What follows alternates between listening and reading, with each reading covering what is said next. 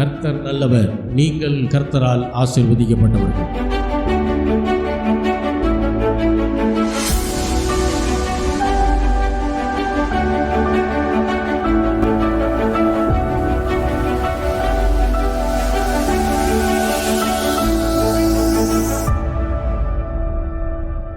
கர்த்தருடைய வார்த்தைக்கு நேராய் நாம் திரும்புவோம்.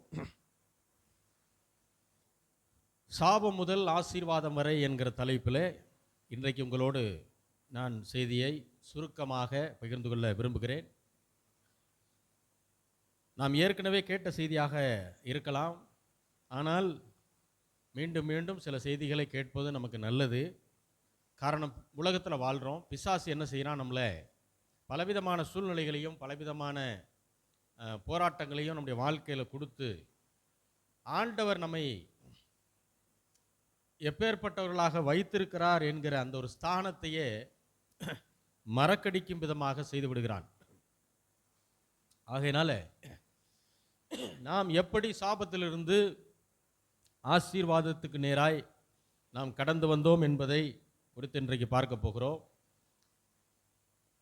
ஆதாமினுடைய சாபம், ஆதாம் ஏவாளுடைய சாபம் நமக்குள் வருவதற்கு நாம் செய்தது ஒன்றே ஒன்றுதான். அது ஆதாமுக்கும் ஏவாளுக்கும் பிள்ளைகளாக பிறந்தது மட்டும்தான். வேற எதுவுமே நாம் செய்யலை. பாவம் செய்ததனால் பாவிகளாய் மாறினவர்கள் ஆதாமும் ஏவாளும். அவர்களுக்கு பிள்ளைகளாக பிறந்ததுனாலேயே நீங்களும் நானும் என்ன செஞ்சிட்டோம், அந்த பாவத்திற்கும் அந்த சாபத்திற்கும் நாம் ஆட்கொள்ளப்பட்டு விட்டோம். அப்போ ஆதாமுடைய சாபம் அவருக்கு பிள்ளையா பிறந்ததுனால எனக்கு பலிக்கும் அப்படின்னா அது உண்மைனா, ஆண்டவருடைய ஆசீர்வாதத்தை நான் பெறுவதற்கு நான் அவருக்கு பிள்ளையா மாறினா போதும். அல்லேலூயா. அது உண்மைனா இதுவும் உண்மை. ஆதாமுக்கு நான் பிள்ளையா இருக்கிறதுனால சாபம் பலிக்கும்னா, இயேசுவுக்கு நான் பிள்ளையா மாறினேன்னா ஆசீர்வாதமும் எனக்கு என்ன செய்யணும், பலிக்க வேண்டும். அப்போ இப்படி தான் நம்ம புரிஞ்சுக்கணும். பிள்ளையா இருந்தால் சாபம் பலிக்கும் அப்படின்னா, பிள்ளையா இருந்தால் ஆசீர்வாதமும் பலிக்கும். யாருக்கு பிள்ளையா இருந்தா? ஆதாமுக்கு பிள்ளையா இருந்ததுனால சாபம் பலிக்குது, சாபம் வருது. ஆனால் ஆண்டவராகிய இயேசு கிறிஸ்துவுக்கு பிள்ளையா மாறும்போது ஆசீர்வாதம் நமக்கு வருது. வாசிக்கலாம். பிரசங்கி 1வது அதிகாரம் 7வது வசனம். பிரசங்கி 1:7.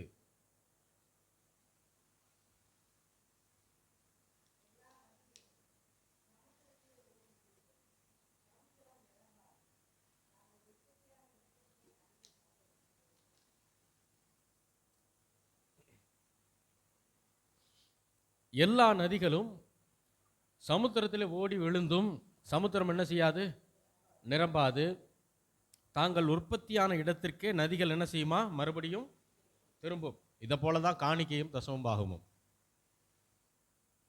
நாம் ஆண்டவருக்காக கொடுக்கும்போது அதிகமாய் ஆண்டவரிடத்திலிருந்து பெற்றுக்கொள்கிறோம். மனிதன் கண்டுபிடித்தது விதை இல்லாத கனிகள். ஆண்டவர் படைத்தது விதை உள்ள கனிகள்.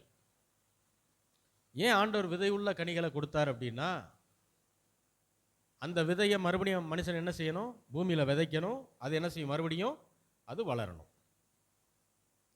ஆண்டவர் மலட்டுத்தன்மையை உண்டாக்கவில்லை. ஆண்டவர் பறவைகளாக இருக்கட்டும், மிருகங்களாக இருக்கட்டும், மனிதனாக இருக்கட்டும், மரம் செடி கொடிகளாக இருக்கட்டும், எல்லாவற்றிற்கும் விதையை வைத்து தான் என்ன செய்தார், ஆண்டவர் உண்டு பண்ணினார். ஆனால் மனிதன் தான் என்ன கண்டுபிடிச்சான், விதை இல்லாத கனிகளை கண்டுபிடித்தது மனிதன். அப்போ எது நல்லதுன்னு நினைக்கிறீங்க? விதை உள்ளதா விதை இல்லாததா? விதை உள்ளது தான் நல்லது. விதை இல்லாதது சாப்பிட்றதுக்கு நல்லா இருக்கலாம், ஆனால் அதில் ஒன்றும் கிடையாது, அதில் ஒரு சத்தும் இல்லை. அப்போ நம்முடைய காணிக்கையும் தசமபாகமும் நம்முடைய விதைகளாய் இருக்கிறது. நம்முடைய வருமானத்தில் முதல் 10%, அதாவது வருமானத்தை 10 பகுதியாக பிரிச்சிட்டிங்க அப்படின்னா முதல் 10% நம்முடைய விதை, மீதி இருக்கக்கூடிய 90% நம்முடைய ஆகாரம். விதையை கரெக்டாக விதைச்சு ஆகாரத்துக்கு உண்டான 90% நாம் சரியாக செலவு செய்யும்போது தேவன் நம்மை மீதம் எடுக்க வைப்பார். விதையை விதைக்காம அதையும் சேர்த்து சாப்பிடும்போது எல்லா நாளிலும் பற்றாக்குறைகள் இருந்து கொண்டே தான் இருக்கும். ஏனென்றால் இது தேவன் சொன்ன கட்டளை, அவருடைய நியதி. அவர் சொன்ன வார்த்தைக்கு நாம் கீழ்ப்படியும் போது அவர் புதிய உடன்படிக்கையிலே நமக்கு விதை என்று கற்றுக் கொடுக்கிறார். அப்போ தசமபாகமும் காணிக்கை நம்முடைய விதையாக இருக்கிற பட்சத்தில் நாம் அறுவடையை எதிர்நோக்கி இருப்பதில் எந்த தவறும் இல்லை. இன்னொரு வசனம் சொல்லுது, விதைப்பும் மறுப்பும் எத்தனை நாளைக்கு இருக்குமா? பூமி உள்ள நாள் அளவும் இருக்கும். இது ஆண்டவர் சொன்ன வார்த்தை. விதைப்பும் அறுப்பும், விதைக்கிறதும் அறுவடை செய்கிறதும் எப்போ வரைக்கும் இருக்குமா? பூமி இருக்கிற நாள் வரைக்கும் இருக்குமா? ஆண்டவர் நியாயப்பிரமாண காலம் வரைக்கும் அது இருக்கும்னு சொல்லலை. ஏன்னா சிலர் என்ன நினைக்கிறாங்க, தசம பாகம் என்பது நியாயப்பிரமாண காலத்தில் தான் கொண்டு வந்தார் ஆண்டவர், அந்த காலம் முடிஞ்சிருச்சு, இப்போ நாம் கிருபையின் காலம் புதிய உடன்படிக்கையின் காலத்தில் வாழ்கிறோம், இப்போ அது கட்டாயம் இல்லை, இப்போ அது இப்போ பண்ணணும்னு அவசியம் இல்லைன்னு சிலர் நினைக்கிறாங்க. கட்டாயம் இல்லைன்னு சொன்னாரே தவிர உதாரத்துவமாய் கொடுக்குற ஆத்துமா செழிக்கும்னு சொன்னார். செழிப்பை நோக்கி போகணும்னா உதார குணமுள்ள ஆத்துமாக்களாக என்ன செய்யணுமா? கொடுக்க வேண்டும். கொடுங்கள், அப்பொழுது உங்களை சந்தோஷம் நிறைவாக இருக்கும்படி, கேளுங்கள் அப்பொழுது உங்களை சந்தோஷம் நிறைவாக இருக்கும்படி பெற்றுக்கொள்வீர்கள், கொடுங்கள் அப்பொழுது உங்களுக்கு என்ன செய்யுமா? கொடுக்கப்படும்னு சொல்கிறார். அப்போ நல்லா புரிந்து கொள்ளணும், ஆண்டவருடைய வசனம் சொல்லுது அவருக்கு கொடுத்தால் திரும்ப அவர் கொடுக்கிறார். நாம் அவருக்கு கொடுப்பது விதை, அவர் நமக்கு கொடுப்பது அறுவடை. அப்போ விதையை காட்டிலும் அறுவடை ரொம்ப பெருசாக தான் இருக்குது. அப்போ விதைப்பும் அறுப்பும் நியாயப்பிரமாண காலம் வரை இருக்கும்னு ஆண்டவர் சொல்லலை. பூமி உள்ள நாள் அளவும் அது என்ன செய்யுமா? இருக்கும். இப்போ வாசித்த வசனத்தில் எல்லா நதிகளும் சமுத்திரத்தில் ஓடி என்ன செய்யும்? விழுந்தும் சமுத்திரம் என்ன செய்யாது? நிரம்பாது. நம்ம இதெல்லாம் இந்த கடல் இருக்கிற ஏரியாக்கெல்லாம் போய் அதை பார்க்கும்போது ஆண்டவரை அவர் எவ்வளவு நல்ல தேவன், எவ்வளவு வல்லமையான தேவன் என்பதெல்லாம் புரிந்து கொள்ள முடியும். கடலுக்குள்ளே போயிட்டா கரை எங்கிட்டு இருக்குன்னே தெரியாது. ஒரு படகுல கடலுக்குள்ளே போயிட்டோம்னா சுற்றி முற்றி பார்த்தா எல்லா பக்கம் கடலாக தான் தெரியும், ரொம்ப பிரம்மாண்டமாக இருக்கும். அப்பேற்பட்ட கடலை உண்டாக்கினது கர்த்தர். ஆனால் அந்த கடல் பாருங்கள், ஒரு குறிப்பிட்ட எல்லையை தாண்டி வராது. அதற்கு எல்லையை குறித்தவர் கர்த்தர். அதை விட்டு என்ன செய்ய முடியாது? வர முடியாது. ஏன்னா அந்த இடத்துல ஒரு செவுறு இல்லை, ஒரு தடுப்பு இல்லை, அது பாட்டுக்கு ஒரு அளவு வரைக்கும் நின்றுது. அதுக்கப்புறம் என்ன செய்ய மாட்டேங்குது? வரமாட்டேங்குது. இந்த கடலில் தான் நதிகள், ஆறுகள், எல்லா தண்ணீரும் என்ன செய்து போய் அங்கே சேருது. அப்படி சேரும்போது கடலினுடைய நீர்மட்டம் என்ன செய்யணும்? உயரணும். ஆனால் உயரலை. கடல் என்ன செய்ய மாட்டேங்குது? நிரம்ப மாட்டேங்குது. இந்த நதிகள் மீண்டும் தாங்கள் உற்பத்தியான இடத்துக்கே வருதான். எப்படி வருது? நதியில் இருக்க தண்ணீர் ஓடி போய் கடலில் கலக்குது. கடல் நீர் அதை என்ன செய்யுது? ஆவியாக்கி மேகமாக மாற்றுது. மேகம் குளிர்ந்து என்ன செய்யுது? நதிகள், மலைகள் எங்கே இருக்கோ அங்கே போய் மழையாக, காடுகள் இருக்க பக்கம் மழையாக பெய்யுது. அப்போ நதி பூரா போய் கடலில் கலக்குது, கடல் நீர் ஆவியாகுது, ஆவியான நீர் மேகத்தில் போய் மேகம் பூரா எங்கே போகுது? காடுகளும் மலைகளும் இருக்கிற இடத்துல திரும்ப என்ன செய்யுது? மழையாக ஒளிகிறது. இது போல தான் காணிக்கையும் தசமபாகம். ஆண்டவருக்கு கொடுக்குறோம், ஊழியத்தில் விதைக்கிறோம், அது என்ன செய்யுது? மறுபடியும் ஆண்டவருடைய அக்கௌண்ட்டில் ஏறுது. ஏறினதுக்கப்புறம் ஆண்டவர் அதை என்ன செய்கிறார்? மறுபடியும் அறுவடையாக மாற்றி மீண்டும் உங்களுக்கு பல மடங்கு அதை திரும்ப தர்றார். நீங்கள் விதைச்சிங்கன்னா நீங்கள் அறுவடை எடுப்பீங்க, நான் விதைச்சா நான் அறுவடையை எடுப்பேன். இதுதான் அந்த பிரமாணம். அடுத்த கேள்வி, எவ்வளோ நாள் விதைக்கணும்? எவ்வளவு நாள் இல்லை, எவ்வளவு நான் விதைக்கணும்? விதைக்கிற அளவு என்ன அப்படின்னா, எனக்கு அறுவடை எவ்வளோ வேணுமோ அவ்வளோ நான் விதைக்கணும். நான் நிறைய அறுவடை எதிர்பார்க்குறேன்னா நிறைய விதைக்கணும். கொஞ்சம் அறுவடை எனக்கு போதும்னு நான் நினச்சிட்டேன்னா கொஞ்சமாக விதைக்கணும். அதனால வசனம் சொல்லுது, சிறுக விதைக்கிறவன் சிறுக அறுப்பான், பெருக விதைக்கிறவன் பெருக அறுப்பான். யோபுவுக்கு வந்த தீமைக்கு காரணம் ஆண்டவர் தான் அப்படின்னு யோபு நினைக்கிறார். ஆனா உண்மை அது இல்லை. ஏன்னா யோபுவுக்கு தெரிஞ்சதெல்லாம் பிதாவாகிய தேவனை தெரியுது, அடுத்து மனிதர்கள், அதாவது தன்னை தெரியுது. மூணாவதா ஒரு நபர் இருக்கான், அவனை தெரியவே இல்லை. அவன் யாரு? பிசாசு. நீங்க பழைய ஏற்பாட்டில் பார்த்தீங்கன்னா 2-3 இடத்துல தான் பிசாசுன்ற வார்த்தையே வரும். பிசாசு தன்னை மறைத்து கொண்டிருக்கிறான் பழைய உடன்படிக்கையில். அதனால தான் ஜனங்கள் எல்லாம் பார்த்தீங்கன்னா பிசாசுன்னு ஒரு நபர் இருக்கிறதே அவங்க யோசிக்கவே மாட்டாங்க. தேவன் அடுத்து நம்ம, அவ்வளோதான் அவங்க யோசனைக்கு வரும். யோபு இப்படி தான் இருந்தார். ஆனால் யோபு வாழ்ந்த காலகட்டம் ஏறக்குறைய ஆபிரகாமுடைய காலகட்டம்னு சொல்கிறாங்க. அதுக்கு முன்னாடியா பின்னாடியான்னு தெரில. அந்த காலகட்டத்தில் அவர் என்ன நினைக்கிறாரு? அவருக்கு நல்லது நடக்கும்போது ஆண்டவர் தான் நினைக்கிறாரு. அது சரி. ஆனால் கெட்ட விஷயங்கள் நடக்கும்போது அவர் என்ன நினைக்கிறாரு? இது ஆண்டவரால் தான் வந்துச்சுன்னு நினைக்கிறார். ஏன்னா பிசாசுன்னு ஒரு நபர் இருக்கிறான்ற அறிவே யாருக்கு இல்லை? யோபுவுக்கு இல்லை. ஆனால் நமக்கு அந்த அந்த நாலேஜை ஆண்டவர் என்ன செய்திருக்கிறார்? கொடுத்திருக்கிறார். தண்ணீரினால பூமியை அழிக்க மாட்டேன்னு ஆண்டவர் சொல்லிட்டார்னா கண்டிப்பா கர்த்தர் சுனாமியை கொண்டு வந்து யாரையும் அழிக்க மாட்டார். இது முதல்ல திட்டமாய் புரிந்து கொள்ளணும். அப்ப சுனாமி ஆண்டவரால் வரல. கர்த்தர் என்ன செய்யல? நீரினால என்ன செய்ய மாட்டேன், இனிமே பூமியை அழிக்க மாட்டேன்னு சொல்லி ஒரு உடன்படிக்கை மனிதனோடு செய்து ஒரு வில்லை மேகத்தில் வைத்தார் என்றால் வச்சதான். அவர் என்ன செய்ய மாட்டார்? ஒரு நாளும் பூமி அழிப்பதற்கு தண்ணீரை கொண்டு வர மாட்டார். அப்போ சுனாமி வந்ததுக்கு காரணம் யாரு? ஆண்டவர் கிடையாது, பிசாசு. ஏன்னா நமக்கு அது தெரியணும். நிறைய ஊழியர்கள் அந்த நேரத்தில் என்ன பண்ணிட்டாங்க? ஆண்டவர் கோபமாக இருக்கிறாரு, கோபத்தில் போட்டு அழிக்கிறாரு, அதை பண்ணுறாரு, இதை பண்ணுறாருன்னு இப்படியே பேசிட்டாங்க. சத்தியத்தை அறியுங்கள், சத்தியம் உங்களை விடுதலையாகும்.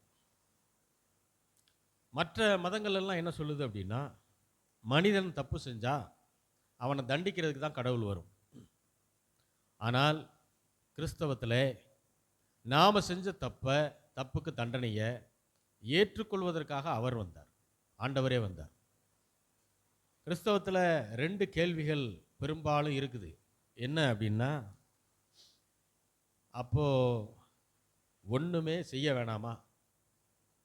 இது முதல் கேள்வி. அப்போ அப்படின்னா ஒன்றுமே செய்ய வேணாமா? அடுத்த கேள்வி என்ன? அப்போ எதுனாலும் செஞ்சுக்கலாமா? இந்த 2 கேள்வி கிறிஸ்தவத்தில் இருக்குது. ஒன்றுமே செய்ய வேணாமான்னு ஒரு கேள்வி, இன்னொரு கேள்வி என்ன? எதுனாலும் செஞ்சுக்கலாமா? ஆசீர்வாதத்தை பெறுறதுக்கு ஒன்றுமே செய்ய வேணாமா? இது ஒரு கேள்வி. இன்னொரு கேள்வி, ஆண்டவர் கிருபையாக இருக்கிறாரு, ஆகையினால எதுனாலும் செஞ்சுக்கலாமா? அதுதான் பவுல் எழுதுறாரு, பாவத்திற்கு மரித்த நீங்கள் இனி அதில் எப்படி பிழைப்பீர்கள்? அதை காலையில் கூட நம்ம பார்த்தோம். யோவான் எழுதும் என்ன சொல்றாரு? நீங்கள் பிள்ளைகளே, நீங்கள் பாவம் செய்யாதபடிக்கு இதை எழுதுகிறேன். ஏன்னா இந்த சத்தியத்தை கேட்டிங்கன்னா முதல்ல என்ன யோசனை வரும் தெரியுமா? நமக்குன்னு ஒரு வக்கீல் இருக்கிறாரு, பிதா கிட்ட பரிந்து பேசுகிறாரு, அப்போ நமக்கு தண்டனை வரப்போகிறதில்ல, கண்டிப்பாக மன்னிப்பு கிடச்சிரும் அப்படிங்கிற கான்ஃபிடென்ட் இருந்தால் ஒரு மனுஷன் அடுத்தடுத்து தப்பு செய்யறதுக்கு பயப்படவே மாட்டான். ஏன்னா எனக்கு தான் ஜாமீன் வாங்குறதுக்கு ஆள் இருக்குதே, அப்போ நான் தைரியமாகவே என்ன செய்ய முடியும்? தப்பு செய்ய முடியும். அதனால தான் அவர் எழுதும்போது சொல்கிறார், பிள்ளைகளே நீங்கள் பாவம் செய்யாதபடிக்கு இதை எழுதுகிறேன். பவுல் தான் எழுதுறாரு, பாவத்திற்கு மரித்த நாம் இனி அதில் எப்படி பிழைப்போம் அப்படின்னு எழுதுறாரு.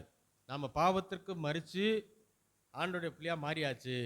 இனிமே பாவத்தை போய் நம்ம என்ன செய்யக்கூடாது? நான் பாவத்திற்கு மரித்தவன் என்ற உணர்வில் இருக்கும்போது கண்டிப்பாக பாவத்தை என்ன செய்ய மாட்டோம்? திரும்ப போய் நம்ம செய்ய மாட்டோம். அப்போ கிரேஸ், கிருபையின் வெளிப்பாடு அப்படின்னா என்ன?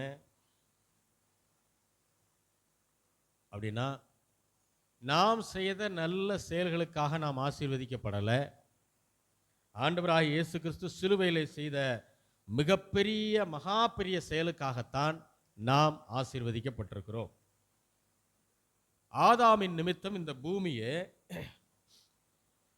பூமினா பூமியில் உள்ள மனிதர்கள் சாபத்தை பெற முடியும் என்றால், ஆதாமின் நிமித்தம் இந்த பூமியின் மனிதர்கள் எல்லாரும் சாபத்தை பெற முடியும் என்றால், இயேசு கிறிஸ்துவை ஏற்றுக்கொண்டதன் நிமித்தம், அவருக்கு பிள்ளைகளாய் மாறினதன் நிமித்தம், அவருடைய ஆசீர்வாதத்தை நீங்கள் நான் என்ன செய்ய முடியும்? கண்டிப்பா பெற முடியும்.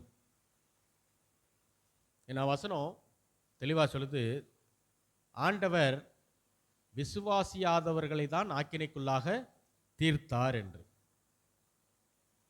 அப்போ ஒன்று நல்லா புரிஞ்சுக்கணும், ஆண்டவரை விசுவாசிக்கிற மனிதன் பரலோகத்துக்கு போக முடியும், ஆண்டவரை விசுவாசிக்காத மனிதன் நரகத்துக்கு போக முடியும்.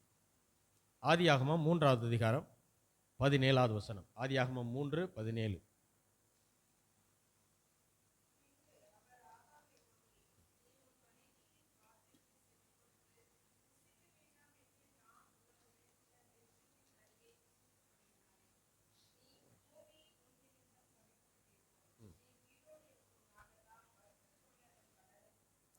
ஆதாமை நோக்கி கர்த்தர் சொல்றாரு, நீ உன் மனைவியின் வார்த்தைக்கு செவி கொடுத்து.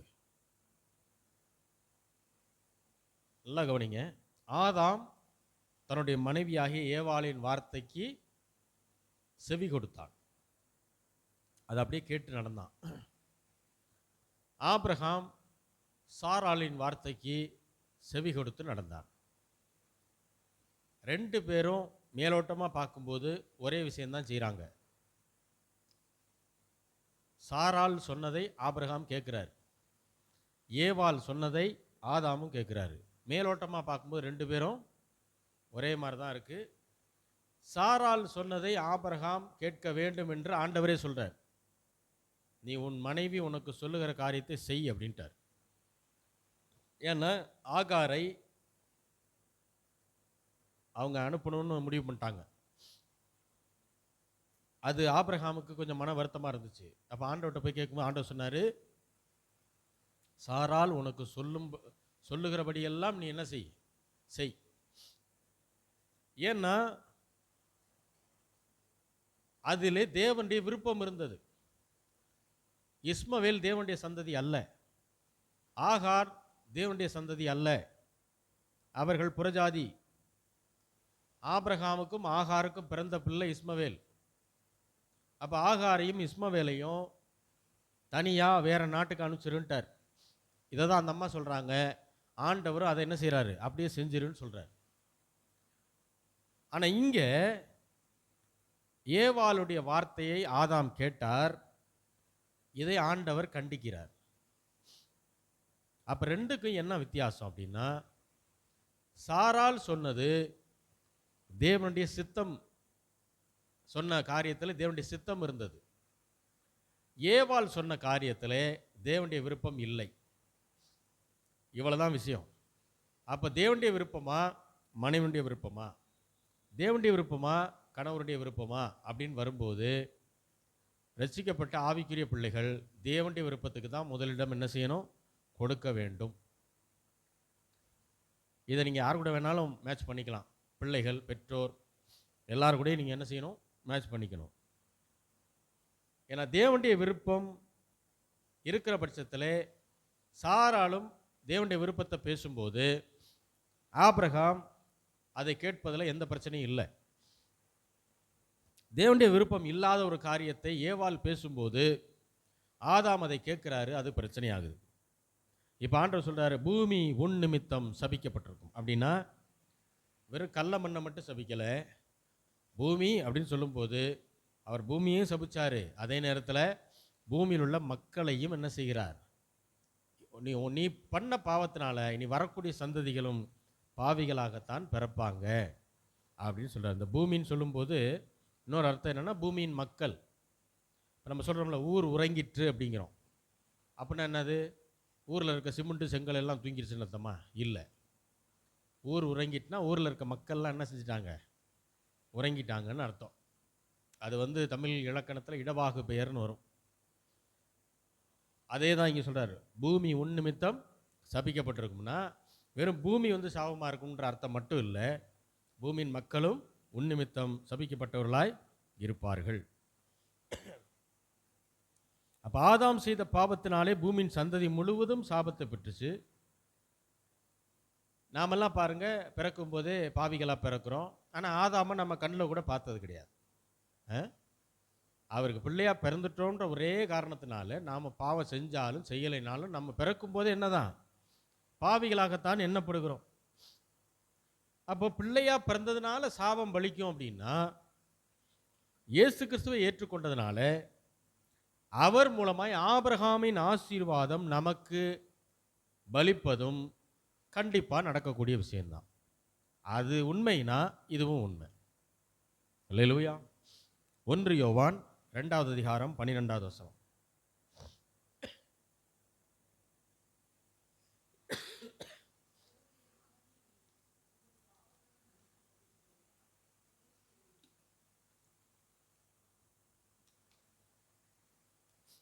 பிள்ளைகளே, அவருடைய நாமத்து நிமித்தம், எவருடைய நாமம்?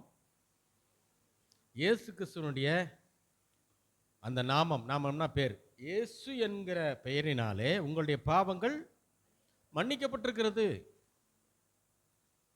அப்ப ஆதாமின் நிமித்தம் நாம் பாவிகளாய் மாறினோம், சாபம் வந்துச்சு. இயேசு கிறிஸ்துவின் நிமித்தம் நாம் நீதிமான்களாய் மாறுகிறோம், ஆசீர்வாதம் வருது. இவ்வளவுதான் விஷயம்.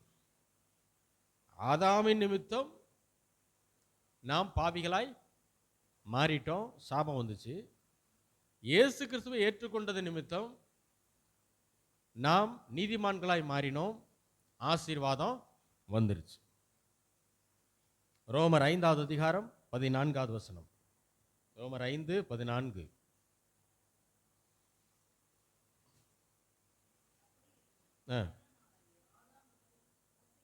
அப்படி இருந்தும் மரணமானது ஆதாம் முதல் மோசே வரைக்கும் ஆதாமின் மீறுதலுக்கு ஒப்பாய் பாவம் செய்யாதவர்களையும் என்ன செஞ்சுச்சான்? ஆண்டு கொண்டது. அந்த ஆதாம் பின்பாக வந்த ஆண்டவருக்கு முன் அடையாளமானவன். பாருங்க, மரணமானது ஆதாம் முதல் மோசே வரைக்கும் ஆதாமின் மீறுதலுக்கு ஒப்பாய் அப்படின்னா மீறுதலினாலே பாவம் செய்யாதவர்களையும், ஆதாம் செஞ்ச தவறு, ஆதாம் செஞ்ச பாவம், அவருக்கு அப்புறம் பல சந்ததி வந்துருச்சு. அந்த சந்ததியில பாவமே செஞ்சிருக்க மாட்டாங்க, அவர்களையும் என்ன செஞ்சிச்சான்? அந்த சாபம் ஆண்டு கொண்டது. இந்த ஆதாம் யாருக்கு முன்னடையாளம்? பின்னாடி ஒருத்தர் வரப்போறார். யாரு? ஆண்டவராகிய இயேசு கிறிஸ்துவுக்கு முன்னடையாளமாய் இருக்கிறார். அப்ப ஆதாம் செய்த பாவம் பாவமே செய்யாதவர்களை ஆண்டு கொண்டது என்றால், இயேசு கிறிஸ்து செய்த நீதி நீதியே செய்யாத நம்மை என்ன செய்யும்? ஆண்டு கொள்ளும். அது நடக்கும் அப்படின்னா இதுவும் நடக்கும். இதுக்காக தான் சிலுவைக்கு வந்தார் ஆண்டவர். கல்வாரி சிலுவையில் வந்து மரித்ததுக்கு காரணம் இதுதான், வேற ஒன்றும் கிடையாது. ஆதாம் செய்த பாவம் பாவமே செய்யாத சந்ததிகளை மொத்தமாக பிடிச்சு ஆட்கொள்ளும் என்றால், ஆண்டவராய் இயேசு கிறிஸ்து கல்வாரி சிலுவையில் செய்த நீதி, நம்முடைய பாவங்கள் எல்லாம் அவர் ஏற்றுக்கொண்டு அவர் அதற்கு விமோசனத்தை உண்டு பண்ணி அவர் உயிர்த்தெழுந்த பின்பு என்னை விசுவாசிக்கிற ரட்சிப்பை அடைவான் என்று சொன்னதுக்கப்புறம் அவரை யாரெல்லாம் ஏற்றுக்கொள்கிறார்களோ அவர்களை பூரா என்ன செய்கிறார்? அவர் நீதிமான்களாய் மாற்றுகிறார். அவருடைய ரத்தத்தினால கழுவி சுத்திகரித்து நம்ம என்ன செய்கிறார்? நீதிமான்களாய் மாற்றுகிறார். அப்ப இயேசு கிறிஸ்து செய்த நீதி நீதியே செய்யாத நம்மை என்ன செய்யுது? அவரை ஏற்றுக்கொண்டதனால மட்டுமே நம்மை ஆண்டு கொள்ளுகிறது. அல்லேலூயா. யோபு 5வது அதிகாரம் 13வது வசனம். யோபு 5:13.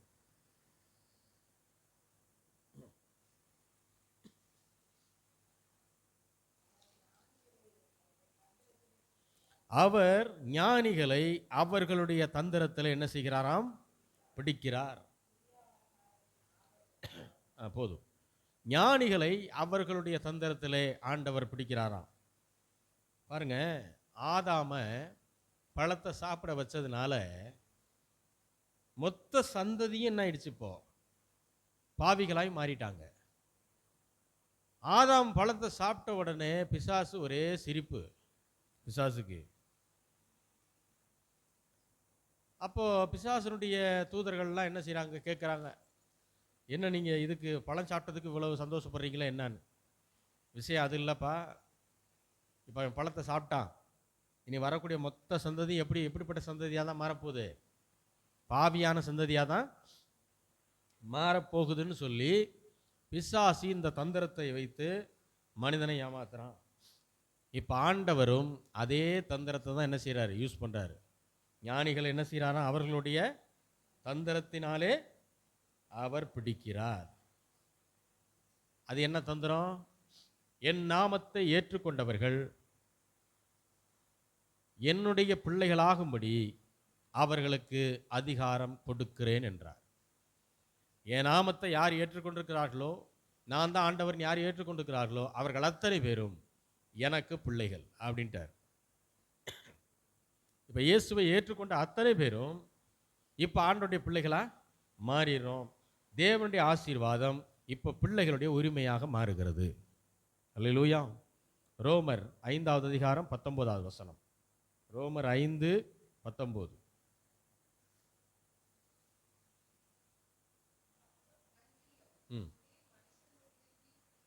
அன்றியும் ஒரே மனுஷனுடைய கீழ்ப்படியாமையினாலே. யார் கீழ்ப்படியல? யார் அந்த ஒரே மனுஷன்? ஆதி மனிதன் ஆதாம சொல்றார். ஒரே மனுஷனுடைய கீழ்ப்படியாமையினாலே. அடுத்து வாசிங்க. அநேகர் என்ன வாக்கப்பட்டாங்க? நாம் எல்லாரும் பிறக்கும் போது எப்படி ஆயிட்டோம்? பாவிகளாகத்தான் பிறக்கிறோம். இப்போ ஒருவருடைய கீழ்ப்படிதலினாலே. யார் அந்த ஒருவர்? ஆண்டவராகிய இயேசு கிறிஸ்து. யாருக்கு கீழ்ப்படிஞ்சாரு? பிதாவுடைய சித்தத்தை செய்வதே என்னுடைய ஆகாரமாக இருக்கிறது என்று சொன்னார். பிதாவுடைய சித்தத்தை ஆதாம் செய்யல, கீழ்ப்படியாமையினாலே பாவிகளாக்கப்பட்டான். அதன் மூலம் மொத்த சந்ததியும் பாவிகள் ஆயிடுச்சு.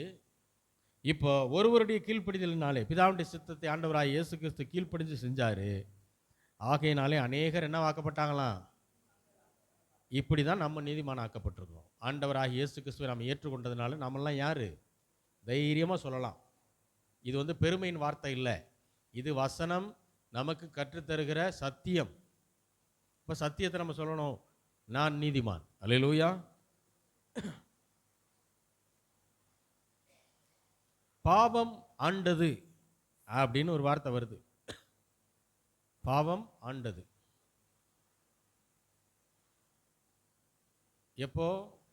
ஆதாம் கீழ்ப்படியாமல் இருந்ததுனால. ஆண்டது, ஆண்டு கொள்கிறது என்றால் என்ன அர்த்தம்னா, நமக்கு பிடிக்கலைனாலும் தரத்தரன்னு இழுத்துட்டு போகிறது. அதான் நம்மை ஆளுவது. நமக்கு பிடிக்கவே அந்த இடத்துக்கு பிடிக்கலைன்னா கூட நம்மளை என்ன செய்யறது? கையை பிடிச்சி இழுத்துட்டு போகிறது. அதான் ஆள்றது. அப்போ பாவம் நம்மை ஆண்டது. நாம் பாவமே செய்யக்கூடாதுன்னு நினைச்சாலும் கண்டிப்பாக செஞ்சுருவோம். ஏன்னா நம்ம பிறக்கும் போதே பாவிகளாக தான் பிறந்தோம். ஆனால் இப்பொழுது நீதி நம்ம என்ன செய்தான்? ஆள்கிறது. அப்போ நாம் நீதி செய்ய விரும்பலைனா கூட தேவனுடைய நீதி நம்மளை என்ன செய்யும்? தரன்னு இழுத்துட்டு போய் நீதியை செய்ய வைக்கும். இன்னொரு முக்கியமான ஒரு வெளிப்பாடு, இது புரிஞ்சிருச்சுன்னா கர்த்தர் எவ்வளவு நல்லவர்ன்றது புரிஞ்சிடும். நம்மளை ஆசீர்வதிக்கிறதுக்கு பிதாவுக்கு நம்மளை பிடிச்சிருக்கணும்ன்ற அவசியமே இல்லை.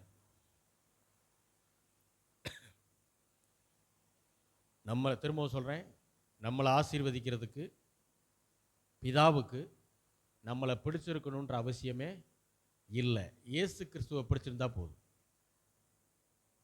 அல்லேலூயா. இது புரிஞ்சிருச்சுன்னா ஆண்டவர் எவ்வளவு நல்லவர்ன்றது புரிஞ்சிடும். ஆனால் உண்மை என்ன தெரியுமா? அவருக்கு நம்மளை பிடிக்கும். நம்மளை பிடிச்சதுனால தான் நம்மை பாவத்திலிருந்தும் சாபத்திலிருந்தும் மீட்க வேண்டும் என்பதற்காக சொந்த குமாரனை பலியா கொடுக்கிறார். அவரை 2-3 இடத்துல சொல்றார், இவர் என்னுடைய நேசகுமாரன், நான் ரொம்ப பிரியம் வச்சிருக்கிறேன் இவர் மேல, இவரில் நான் பிரியமா இருக்கிறேன்னு ஆண்டவர் சொல்றார். தனக்கு பிரியமான ஒரு குமாரனை நமக்காக பலியாக கொடுத்தார். அப்படின்னா என்ன அர்த்தம்? பிதாவுக்கு நம்மளை ரொம்ப பிடிச்சிருந்ததுன்னு அர்த்தம். ஆனால் ஸ்டேட்மெண்ட் என்ன தெரியுமா? நம்மளை ஆசீர்வதிக்கிறதுக்கு பிதாவுக்கு நம்மளை பிடிக்கணுன்ற அவசியமே கிடையாது. இயேசு கிறிஸ்துவை பிடிச்சிருந்தா போதும். அல்லேலூயா. ஆனால் அவருக்கு நம்மளையும் பிடிக்குது. ஆதியாகமம் 12வது அதிகாரம் 16வது வசனம். ஆதியாகமம் 12:16. யார் நிமித்தம்? அவள்னா யாரு? அவள் நிமித்தம் அவன் ஆபிராமுக்கு தயை பாராட்டினான். அப்ப அந்த அவள் யாரு? சாராள். என்ன சம்பவம் நடக்குதுன்னா, சாராள் 75 வயது. எத்தனை வயசுங்க? 75 வயசு. ஆனா எப்படி இருந்தாங்களாம்? மிகவும் சௌந்தரியமுள்ள அழகுள்ள ஸ்திரியா, பெண்ணாக இருந்தார்கள். எத்தனை வயசுல? 75 வயதுல. இதெல்லாம் ஆசீர்வாதம். வெளி மேக்கப் மட்டும் இல்லைங்க, உள்ளேயும் ஸ்ட்ராங்கு, வெளியும் ஸ்ட்ராங்கு. அதனால ராஜா என்ன பண்ணிட்டான்? அந்த நாட்டு ராஜா அபிமெலேக்கு அவன் என்ன பண்ணிட்டான்? யாருன்னு விசாரிக்க சொல்லிட்டான். இப்போ ஆபிரகாம் என்ன பண்ணிட்டாரு? ஏமா நீ வந்து என்னுடைய மனைவின்னு சொன்னீங்கன்னா என்னை கொன்றுவாங்க. அதனால நீ என்ன பண்ணு, என்னோட சகோதரின்னு சொல்லிடுன்ட்டார், உயிருக்கு பயந்து. அதனால இந்த அம்மாவை கேட்டவுடனே நான் இவருடைய சகோதரின்ட்டாங்க. சொன்ன உடனே ராஜா இவங்களை கல்யாணம் பண்ணுன்னு சொல்லிட்டு இவங்களை என்ன பண்ணிட்டாரு? கிட்னாப் பண்ணி தூக்கிட்டு போயிட்டாரு 75 வயசுல. இவங்களை கூட்டிட்டு போய் அரண்மனையில் வச்சுவிட்டு ஆபிரகாமை வந்து மச்சான் நினைச்சிட்டாரு. அவருக்கு நிறைய வெகுமதி, கிஃப்ட், அது இதுன்னு நிறைய கொடுத்துக்கிட்டு இருக்காரு. ஆடு மாடு ஒட்டகம் அது இதுன்னு நிறைய கொடுக்குறாரு. இதெல்லாம் நீங்க படிச்சு பார்த்தீங்கன்னா வரும். பாருங்க 15 வசனத்தில் வருது பாருங்க. 14 ஆபிராம் எகிப்திலே வந்தபோது எகிப்தியர்கள் அந்த ஸ்திரியை மிகுந்த அழகுள்ளவள் என்று, யார? சாராள, பார்வோனுடைய பிரபுக்களும் அவளை கண்டு பார்வோனுக்கு முன்பாக அவளை புகழ்ந்தார்கள். அப்பொழுது அந்த ஸ்திரீ பார்வோனுடைய அரண்மனைக்கு கொண்டு போக பட்டாள். எத்தனை வயசுல? 75 வயசுல. 17வது வசனம். ஆபிரகாமுடைய மனைவியாகிய சாராளின் நிமித்தம் கர்த்தர் பார்வோனையும் அவன் வீட்டாரையும் மகாவாதையினால், ஏன்னா இவன் சகோதரின்னு சொல்லிட்டான், அதனால கூட்டிட்டு போயிட்டான். ராஜா கல்யாணம் பண்றதுக்காக கூட்டு போயிட்டார்.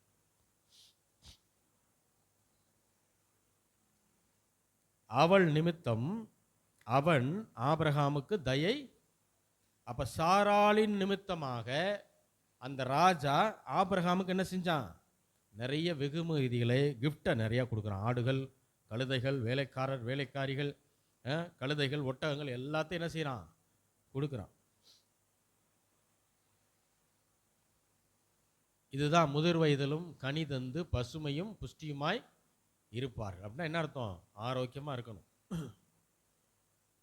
உலகத்தில் ஆண்டவர் அறியாத மக்கள் வயசானதுனால நோஞ்சானாயி, பெலன் குன்றி அப்படி இருக்கலாம். அவங்க அப்படி இருக்காங்கன்றதுக்காக ஆவிக்குரிய மக்களும் அப்படி தான் இருக்கணுன்ற அவசியம் கிடையாது. நீங்கள் நம்பணும் ஆண்டவரை, நீங்கள் விசுவாசிக்கணும். எவ்வளோ வயசானாலும் தேவனுடைய ஆரோக்கியம் எனக்கு என்ன செய்யும்? எனக்கு உண்டு. அவர் என்னுடைய பரிகாரியான கர்த்தர். இதை என்ன செய்யணும்? நீங்கள் விசுவாசிக்க விசுவாசிக்க உங்கள் சரீரம் புது பலனை அடைய ஆரம்பிக்கும். நீங்கள் முதிர் வயதிலும் கனிகளை கொடுப்பீர்கள், பசுமையும் புஷ்டியுமாய் இருப்பீர்கள். அடுத்து இது எதுக்கு சொல்கிறேன்னா, இவங்களுக்காக இவங்களே ஆசீர்வதிக்கிறார், இவங்களுக்காக இவங்களுக்கு தயை பாராட்டுகிறார். அந்த காரியத்தை தான் பார்க்குறோம். ஆதியாகமம் 18வது அதிகாரம் 24வது வசனம். 18:20.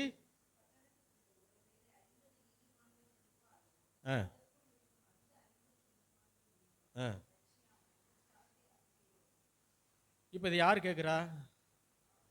ஆபிரகாம் யார்கிட்ட கேட்குறாரு? தேவதூதர்கள்ட்ட கேட்குறாரு. ஒருவேளை ஆண்டவர்கிட்டே கேட்குறாருன்னு வைங்க. 50 நீதிமான். ஏன்னா ஆண்டவர் சோதம் குமாரா பட்டணத்தை அழிக்க போறேன்ட்டார். அங்கே தான் யார் இருக்குது? லோத்துவும் அவருடைய குடும்பமும் இருக்குது, இவருடைய அண்ணன் பையன். இப்போ இவர் ஆண்டவர்கிட்ட ஜோம் பண்ணார், 50 நீதிமான்கள் அந்த பட்டணத்தில் இருந்தால் அதை அழிக்க மாட்டீங்க தானே அப்படின்னு கேட்குறாரு.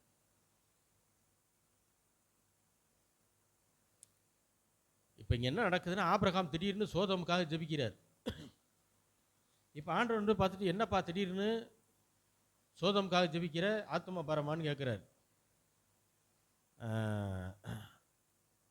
அப்போ ஆபிரகாம் வந்து அப்படி ஜெபம் பண்ணிட்டு இருக்கும்போது, ஏப்பா இந்த பக்கம்லாம் நிறைய ஊர் இருக்குதே, அதெல்லாம் விட்டுட்டு ஏன் குறிப்பிட்டு சோதோமுக்காக ஜெபிச்சுக்கிட்டு இருக்க அப்படின்னு கேட்கும்போது தான், ஆண்டவரே அங்கே என் அண்ணன் பையன் லோத்து இருக்கிறான், அப்படி வா வலிக்கு. ஏன்னா நிறைய பேர் தான் கத்தாருக்காக ஜெபிப்போம், துபாய்க்காக ஜெபிப்போம். கொஞ்சம் கிட்ட போய் என்னங்க திடீர்னு துபாய்க்கு ஜெபிக்கிறீங்க, லண்டனுக்கு ஜெபிக்கிறீங்க, கத்தாருக்காக ஜெபிக்கிறீங்க என்னன்னு பார்த்தா, அங்கே சொந்தக்காரன் ஒருத்தர் அங்கே வேலை பார்த்துட்டு இருப்பான். அங்கே ஏதாவது அரசியல் சூழ்நிலையை கொஞ்சம் வித்தியாசம் ஆயிரும். அவங்க காப்பாற்றப்படணுன்றதுக்காக என்ன செய்வாங்க, ஜெபிச்சுக்கிட்டு இருப்பாங்க. அதுக்கு வந்து என்ன சொல்கிறது, நாங்கள் கத்தாருக்காக ஜெபிக்கிறோம். அதான் உண்மையை சொல்லி ஜெபம் பண்ணிட்டு போயிடலாம். ஆபிரகாம் இப்படி தான் பண்ணுறாரு, சோதோமுக்காக நான் ஜெபிக்கிறேன் ஆண்டவரே. என்ன திடீர்னு ஆத்தும பாரம் வந்துருச்சுன்னு ஆண்டவர் கேட்குறாரு. ஏப்பா இந்த தெற்கு பக்கம்லாம் நிறைய ஊர்கள்லாம் இருக்குது, அதுக்கெல்லாம் ஜெபம் பண்ணல. இல்லை ஆண்டவரே, அண்ணன் பையன் லோத்து அங்கே இருக்கிறான். அதை சொல்லு. இங்க ஆபிரகாம் வேண்டிக் கொண்டதன் நிமித்தம் யார் காப்பாற்றப்பட்டா? லோத்துவும் அவருடைய குடும்பத்தினரும் காப்பாற்றப்பட்டார்கள். அவர்களுடைய கீழ்ப்படியாமையினாலே அவருடைய லோத்துடைய மனைவி பின்னிட்டு பார்த்து உப்புத்தூணாய் மாறினார்கள். அடுத்து ஆதியாகமம் 26வது அதிகாரம் 24வது வசனம். 26, 24.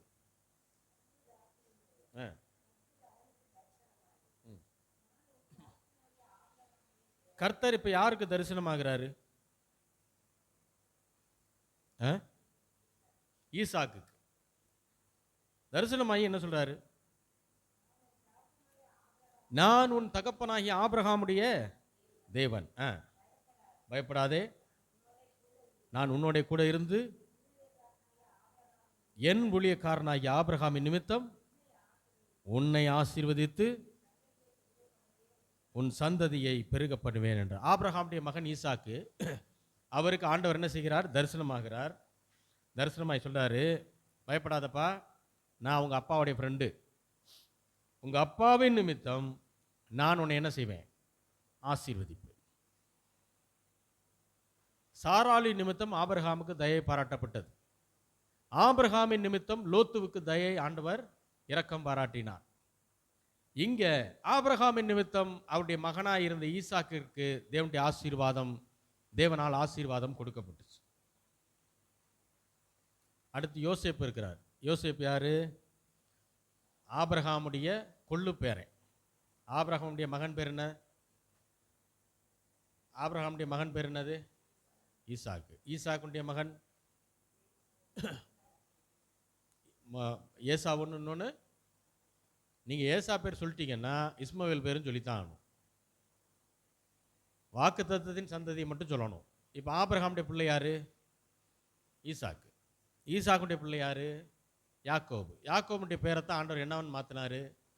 இஸ்ரவேலன் மாற்றினார். இந்த யாக்கோபுக்கு எத்தனை பிள்ளைகள்? 12 பிள்ளைகள். 12 பேர் தான் 12 கோத்திரங்களாக மாறினார்கள். அந்த 12 பேர்த்தில் முக்கியமான ஆள் யாரு? யோசேப்பு. அப்போ ஆபிரகாமுக்கு கொள்ளு பேரன். இந்த யோசேப்பு வீட்டை விட்டு வெளியே வந்ததுக்கப்புறம், அதாவது அவங்க சகோதரர்லாம் சேர்ந்து அவருக்கு விரோதமாக வேலையை செஞ்சு அடிமையாக வித்துப்படுறாங்க. இப்போ அவர் எகிப்திய நாட்டுக்கு வந்துடுறாரு. போத்திபார் என்று சொல்லக்கூடிய ஒரு மனிதனுடைய வீட்டில் அவர் என்ன செய்கிறாரு? வேலை செய்கிறார். வசனம் சொல்லுது, யோசேப்பின் நிமித்தம் தேவன் போத்திபாரையும் அவன் வீட்டாரையும் ஆசீர்வதித்தார்.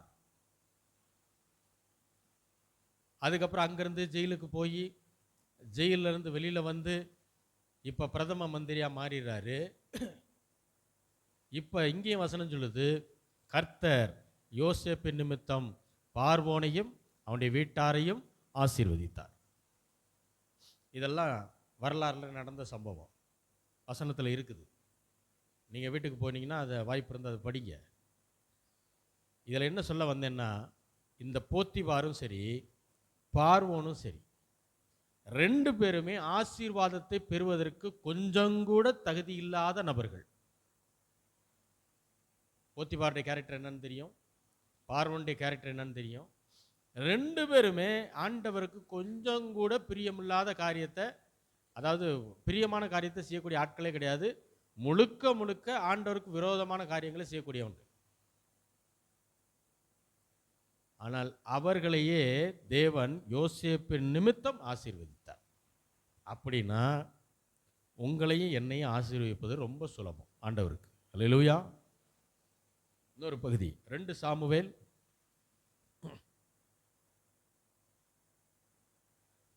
9வது அதிகாரம் 7வது வசனம்.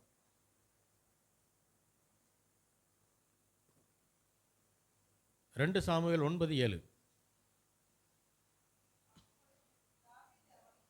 தாவீது அவனை பார்த்து, யாரை பார்த்து? அப்படியே அதுக்கு முன்னாடி வசனம் போயிருங்க. சவுலுடைய குமாரன் யாரு? யோனாத்தான். யோனாத்தானுடைய மகன் யாரு? மேவிபோசேத். இப்போ தாவீது அவனை பார்த்துன்னா யாரை பார்த்து சொல்றாரு?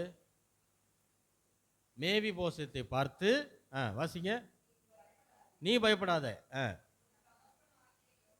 உன் தகப்பனாகிய யோனாத்தானின் நிமித்தம் நான் நிச்சயமாய் உனக்கு தயவு செய்து உன் தகப்பனாகிய, அதாவது தகப்பன்னு சொல்லும்போது ஃபோர் ஃபாதரை சொல்றாரு, கிராண்ட் ஃபாதரை சொல்றாரு. உன் தகப்பனாகிய சவுலின் நிலங்களை எல்லாம் உனக்கு திரும்ப கொடுப்பேன், நீ என்னுடைய ராஜ பந்தியில் தினமும் அப்பம் புசிப்பாய் என்றார்.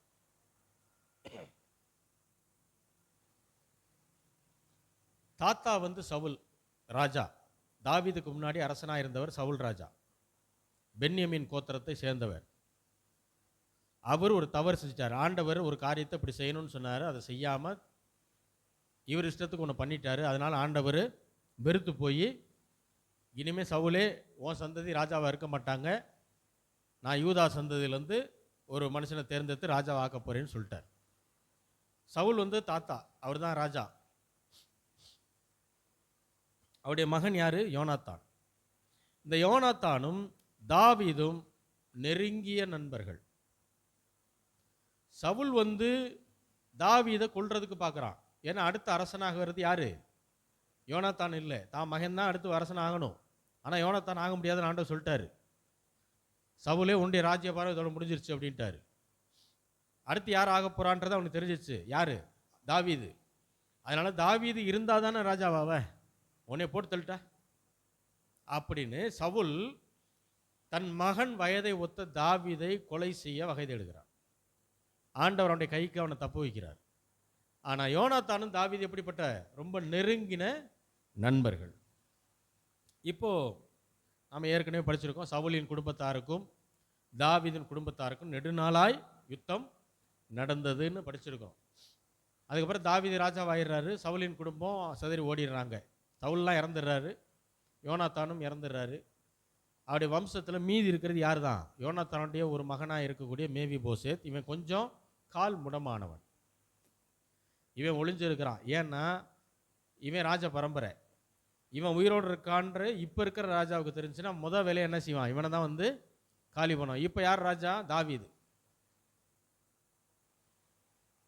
இப்போ தாவீது ராஜாவாயாச்சு, எல்லாரையும் எதிரி நாடுகளெல்லாம் அடித்து காலி பண்ணி உட்காந்துட்டார், பேரரசனாக உட்காந்துருக்கார். இப்போ அவர் கேட்குறாரு, சவுலின் குடும்பத்தில் யாராவது மீதி இருக்காங்களாப்பா நான் உதவி செய்கிற மாதிரி அப்படின்னு கேட்குறாரு. அப்போ எல்லாரும் கண்டுபிடிச்சி, இந்த மாதிரி யோனாத்தானுடைய குமாரன் ஒருத்தன் இன்னும் ஊரில் இருக்கிறான், சீபான் ஒருத்தர் ஒரு வேலைக்காரன் இருக்கிறான், அவன்கிட்ட இருக்கிறான்னு சொல்லி கண்டுபிடிச்சி எல்லாத்தையும் கூட்டு வந்ததுக்கப்புறம் தான் அவன் பயந்துக்கிட்டே வர்றான். ராஜா நம்மளை கொன்றுவார், தாவீது நம்மளை கொன்றுவார்னு சொல்லி பயந்துக்கிட்டே வர்றான். அப்போ தான் தாவீது மேவிபோசத்தை பார்த்து, நீ பயப்படாத, உன் தகப்பனாகிய யோனாத்தானின் நிமித்தம் நான் நிச்சயமாய் உனக்கு என்ன செய்வேன்? தயவு செய்வேன். உன் தகப்பனாகிய சவுலின் நிலங்களை எல்லாம் உனக்கு என்ன செய்வேன்? என்ன சொல்கிறான் பாருங்க.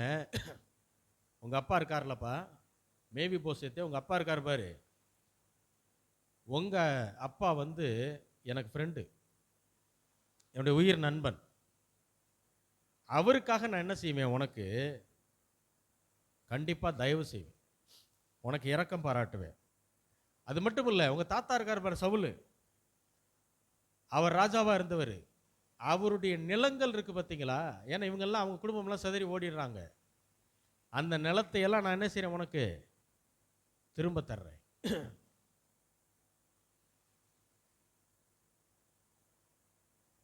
அது மட்டும் இல்லை, நீ டெய்லி என் கூட உட்காந்து சாப்பிடுவேன்ட்டார்.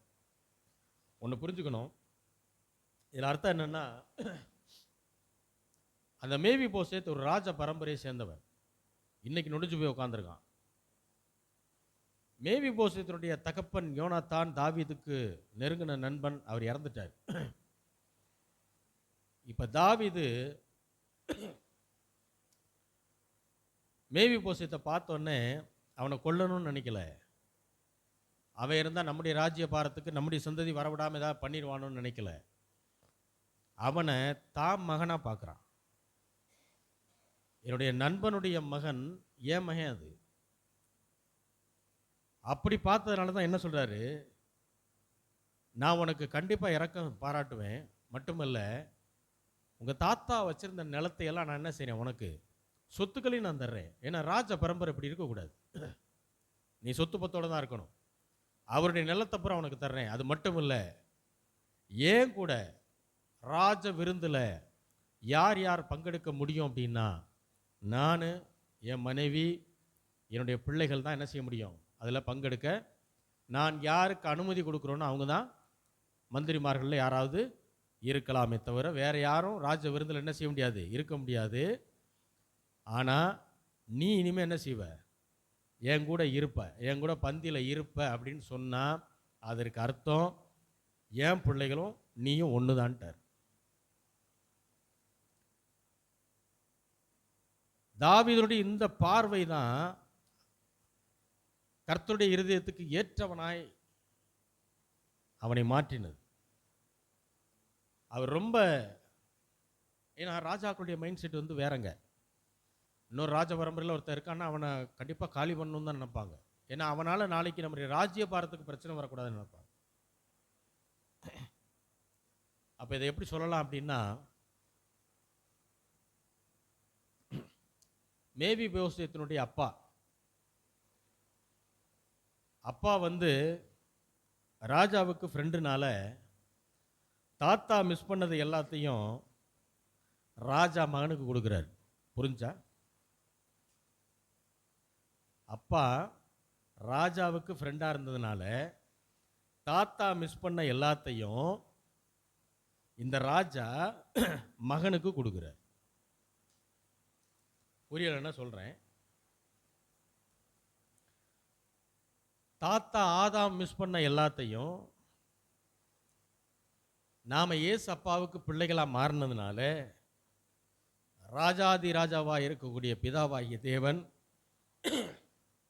இயேசுவின் நிமித்தம் நமக்கு என்ன செய்கிறாரு, ஆசீர்வாதத்தை கொடுக்கிறார். அதனுடைய அடையாளம் தான் அது. மேவி போசேத் ஆசீர்வதிக்கப்படுவதற்கு அவர் எந்த நல்ல காரியமும் செய்யலை. நல்ல காரியம் செஞ்சாரான்னு நமக்கு தெரியாது.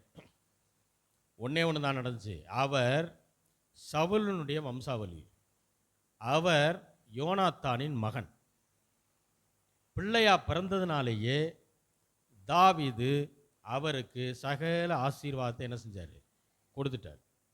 அவர் தாவீது கூட வேலை பார்த்தாரா, தாவீதுக்கு ஏதாவது நல்ல காரியங்கள் செஞ்சாரான்னா அதெல்லாம் ஒன்றும் கிடையாது. யோனாத்தானுக்கு பிள்ளை, அவ்வளோதான். அதனால ஆசீர்வாதம் போயிடுச்சு.